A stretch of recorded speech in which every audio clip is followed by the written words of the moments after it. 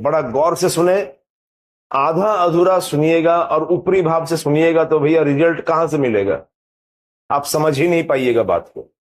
आपसे रिक्वेस्ट है, मेरे वीडियोस को जरा गहराई से ले, आराम से देखें। मैं इतना जो कह रहा हूं आप लोगों के लिए ही कह रहा हूं। आप कृपा कर इंटरेस्ट लेकर के इसे सुने, बात को अच्छी तरह से सुने। अगर कहीं आपको डाउट्स हो, किसी तरह का कोई प्रॉब्लम, समझने में दिक्कत हो रही हो, उसके लिए मैं यहां पर हूं। नो डाउट आप कभी भी मुझे कमेंट में प्रश्न पूछ सकते हैं, साधनाओं के बारे में जानकारी ले सकते हैं। मैं हमेशा आपका भला ही चाहूंगा। महाचंडी मुक्त केशी बलिप्रिये कुलाचार प्रसन्नस्ये नमस्ते शंकर प्रिये घोर नमस्ते। दोस्तों, क्या आपके मन में भी मनोकामनाएं हैं जो अभी तक पूरी नहीं हुई हो? तो इसको जानने के लिए आप वीडियो को पूरा जरूर देखें। चलिए चलते हैं श्री हंसानंद तीर्थनाथ जी के पास। जय मां काली सर जी। जय गुरु, जय मां तारा। सर, आज हमें ऐसा कोई उपाय बताएं जिससे हर मनोरथ पूरा हो जाए। आज मैं एक भगवान गणेश का एक ऐसा तांत्रिक प्रयोग बताने जा रहा हूं, एक मंत्र प्रयोग बताने जा रहा हूं, जिससे भगवान गणेश की कृपा से आपकी मनोवांछा, आपका मनोकामना जरूर पूर्ण होगा। यह टेस्टेड है।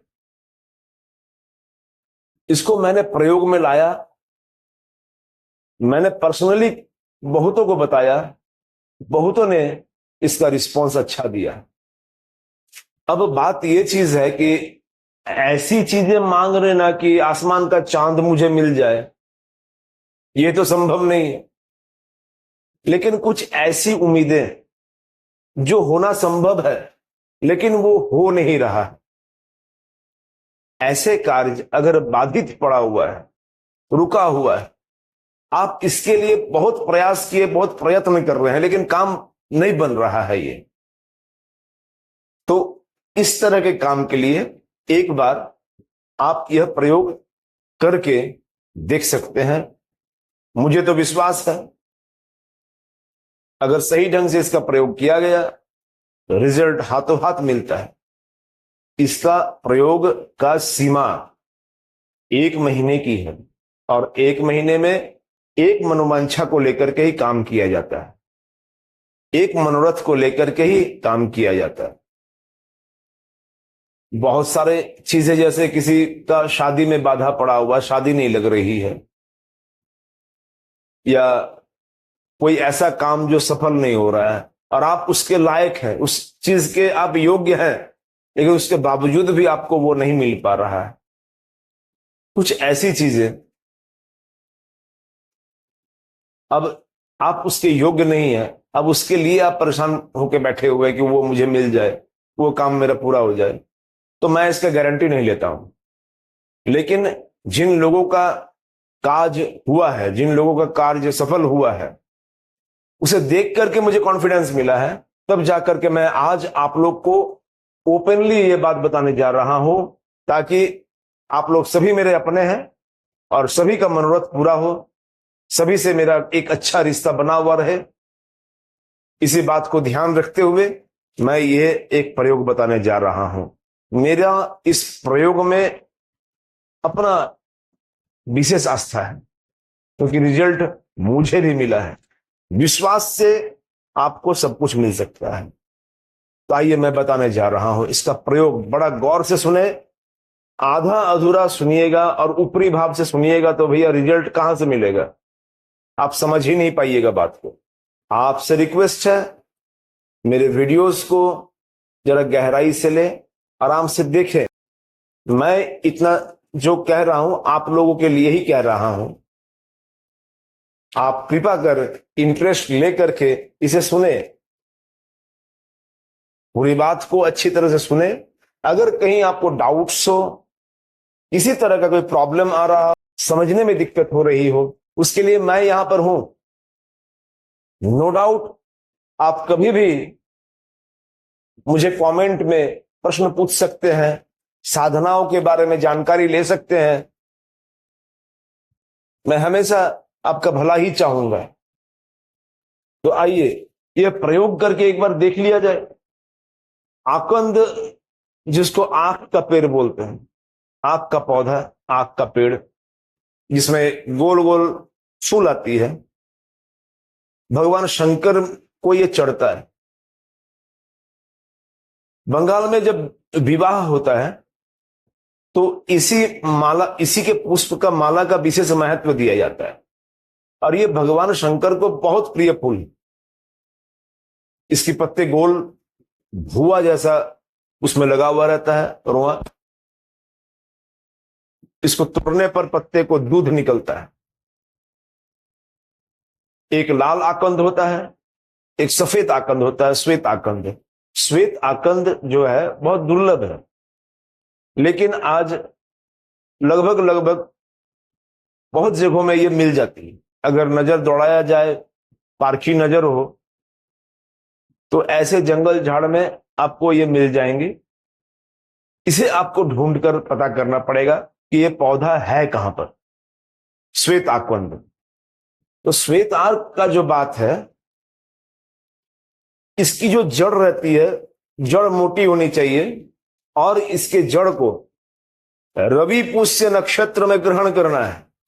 ओम अंतरिक्षाय नमः यह बोलकर के 1 लोटा दूध और 1 लोटा पानी, पान सुपारी उस पौधे के नीचे 1 दिन पहले या सुबह, अगर शाम को आप तोड़ेंगे, सूर्यास्त के पहले ही तोड़ना है, तो आपको सुबह जाकर के उसके जड़ में 1 लोटा दूध और 1 लोटा पानी, पान सुपारी, यह दे करके ओम अंतरिक्षाय नमः यह बोल के आपको उसमें पान सुपारी चढ़ाना है।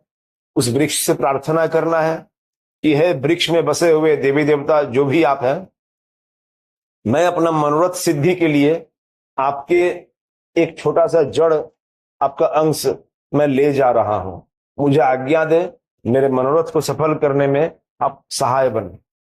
इस तरह से प्रार्थना करके उस वृक्ष का, आंख के पौधे का जड़ को आपको रवि पुष्य नक्षत्र रहते हुए, ऐसा नहीं कि नक्षत्र छूट गया हो या रविवार के दूसरे दिन आप ले रहे हैं, सोमवार मंगलवार नहीं चलेगा, रविवार ही होना चाहिए, पुष्य नक्षत्र होना चाहिए। ये पंचांग में जाकर के नक्षत्र को देख ले कि कब तक वो नक्षत्र है, और रविवार का दिन होना चाहिए। तो रविवार का दिन में पुष्य नक्षत्र में जाकर के उस जड़ को आपको चयन करना है, चक्कू या धारदार कोई चीज में जाकर के उसको काट के उसको ग्रहण करना है। अब इसमें एक बात मैं और बताना चाहता हूं कि अगर वो जड़ उत्तर की ओर निकली हुई है, पूरब की ओर निकली हुई है, दक्षिण की ओर निकली हुई है, पश्चिम की ओर निकली हुई है, आप किस काम के लिए जा रहे हैं, तो आपका मनोरथ किस प्रकृति का है? क्या अपना लक्ष्मी प्राप्ति के लिए, मनोरथ प्राप्ति के लिए, कैरियर के लिए, शादी के लिए, विवाह के लिए, राज सम्मान के लिए, धन वैभव के लिए आप जा रहे हैं, या किसी हिंसक व्यक्ति से अपने आप की सुरक्षा पाने के लिए जा रहे हैं? ये डिपेंड कर रहा है आपके मनोरथ पर। तो जिस नेचर का आपका मनोरथ होगा, आपको पहले डिसाइड कर लेना है कि मैं ये काम की पूर्ति के लिए वो जड़ लेने जा रहा हूं, तो आपको उसी दिशा का जड़ आपको ग्रहण करना होगा। जो जड़ जमीन के नीचे उत्तर दिशा की ओर कोड़ के हम निकालेंगे, तो उसमें आपको क्या फल मिलेगा? अर्थ लाभ, पैसा की वृद्धि, आर्थिक उन्नति, लक्ष्मी लाभ, वशीकरण का क्रिया षटकर्म में, इन सब के लिए उत्तर दिशा का जड़ को ही काम में लेना है। अब पूरब की दिशा की ओर जो जड़ रहती है, उसमें मान सम्मान की वृद्धि, व्यापार वाणिज्य की वृद्धि, सफलता, उन्नति, इन सभी में पूरब दिशा में जो निकला हुआ जड़ है वो फल देगा। दक्षिण दिशा की ओर जो जड़ निकली हुई रहेगी, उसको अगर आप चयन करके लाते हैं, तो रोग मुक्ति, रोग नाश के लिए और शत्रु नाश के लिए वो उपयुक्त होता है।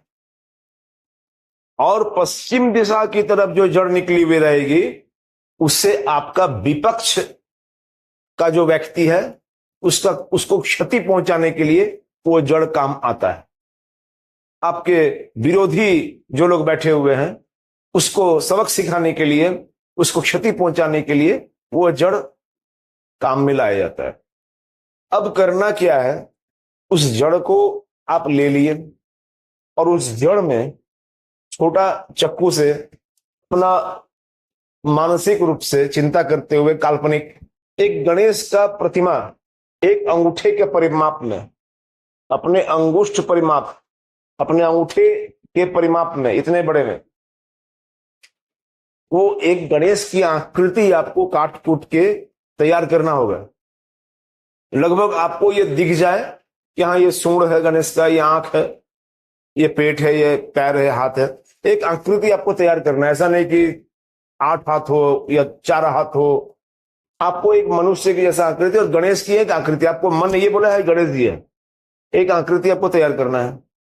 अब उस आकृति को तैयार करके अगर आपको खुद से पूजा पाठ आती हो तो अच्छी बात है, नहीं तो फिर आपके गुरु के पास, जो आपके हितैषी हो, जो आपको उन्नति चाहे, ऐसे ब्राह्मण के पास, ऐसे पंडित के पास जाकर के, जो पूजा विधि को जानता हो, जो पूजा पाठ करने की विधि को जानता हो, उसके पास जाकर के उसे अनुरोध करके अपने घर में ही लेके आए। और अगर खुद से कर सकते हैं तो बहुत बढ़िया बात है। तो ऐसी स्थिति में करना क्या है, उस गणेश का जो मूर्ति बनाया है उसको एक पात्र में रखें, खड़ा करके कलश आदि स्थापन करने के बाद जैसे पूजा पाठ करते हैं उसी तरह से पूजा करके अच्छा से कलश को स्थापन कर लेना है। और उस गणेश के प्रतिमा को इस तरह से रखना है जैसे 1 महीना तक वो हिले डुले नहीं, इसको इस तरह से व्यवस्थित करके रखना होगा कि कहीं चूहा लेके ना भाग जाए या कुछ गड़बड़ ना हो जाए। तो उस जड़ को, गणेश की प्रतिमा जो जड़ से बनी हुई है, उसको अच्छी तरह से स्थापित करके उसको पहला ही दिन गणेश आदि पंचदेवता का पूजा आदि करने के बाद प्रतिष्ठा आदि करके यथोपचार पूजा करें, गणेश की वंदना कर ले, पूजन कर ले, गणेश को लड्डू का भोग चढ़ाए। इसमें गणेश की जो पूजा है वो लाल कनेर का फूल, करबी फूल जिसको बोलते हैं, करबी जो लाल फूल होती है, लाल कनेर, पिंक जैसा भी होता है वो, तो उसी फूल से उस गणपति का पूजा करना है। और यह करने के बाद मैं ये मंत्र बता रहा हूं, ओम गांग गणेशाय नमः, ओम पंचातबांग, ओम अंतरिक्षाय स्वाहा। इस मंत्र से पूजा करके इसी मंत्र से 108 पहला ही दिन आहुति दे दे, यज्ञ कर दे, 108 आहुति। भगवान गणेश को प्रतिदिन गुड़ से बना हुआ खीर का भोग लगाए, जरा सा ही लगाए, और मोदक या लड्डू जरूर दे, जिसमें केला भी, 1 केला कम से कम गणेश के नाम से भोग में जरूर चढ़ाए। अब इस तरह से आपको प्रतिदिन प्राण प्रतिष्ठा, प्रतिदिन हवन नहीं करना है, पहला ही दिन कर लेना है। लेकिन पूजा पंचोपचार से पूजा प्रतिदिन अपने सामर्थ्य अनुसार करना है। और भोग, गुड़ का, खीर का भोग प्रतिदिन लगाना है। 1 मास तक आपको इस तरह से पूजा करना है। और इसके साथ जो मेन बात है, जो असली बात है, प्रतिदिन जो मैं मंत्र बताने जा रहा हूं, उस मंत्र का 1008 बार जाप, 1008 बार जाप प्रतिदिन करें, प्रतिदिन इसे करें।